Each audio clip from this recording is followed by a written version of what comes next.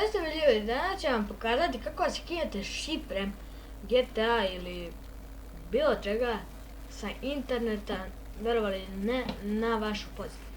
Prvo što ćemo uraditi jeste ovo. Ako imate Windows, idete na nju. Sad ovdje idete, imate ovaj gluposti i vidite tekst dokument. Evo ja ću odmah dopišem. Naprimjer, ja imam ovdje GTA, samo se ne vidim.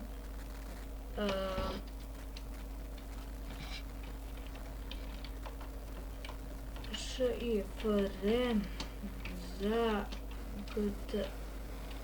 GTA 5.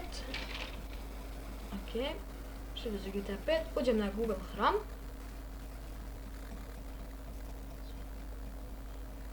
Inače, ideju za ovaj klip mi je dao Petar Karić, njegov link ćete vidjeti u deskripciji.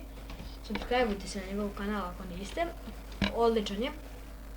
Pravi dobre klipove na telefonu, odnosno tabletu.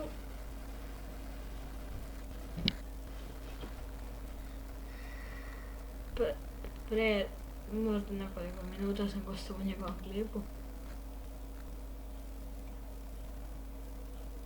Pardon, ne moj kanal, izvinite. Kucam, što sam ušao na YouTube, izvinite. Dakle, kucate šifre za GTA, dakle koji već? 5, nije 5, šifre za GTA 5. Ali evo nema GTA 5, evo šifre za GTA San Andreas.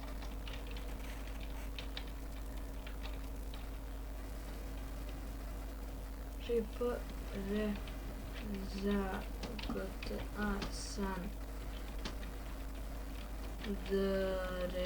San Andreas. To je to.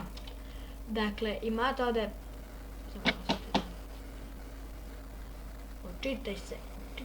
Izvinite što sam ušao greško na YouTube.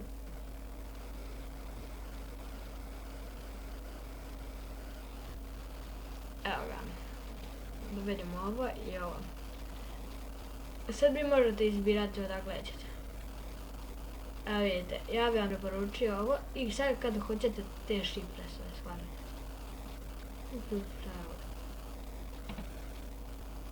Samo, ajde, šta ti je ovo?